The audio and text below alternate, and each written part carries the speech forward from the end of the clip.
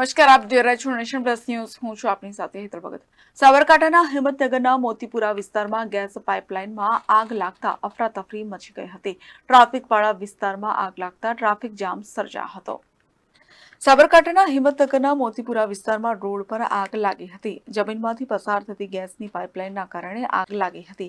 બનાવની જાણ ફાયર બ્રિગેડને કરવામાં આવતા ફાયર બ્રિગેડના જવાનો ઘટના સ્થળે દોડી ગયા હતા.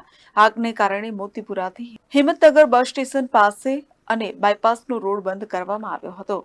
રોડની આજુબાજુના વિસ્તારમાં લોકોના ટોળેટોળા ઉમટ્યા હતા. ટ્રાફિકવાળા વિસ્તારમાં આગ લાગતા ટ્રાફિક જામ સર્જાયો હતો. Jitendra Solanki, Nation Plus News, Sabarkantha.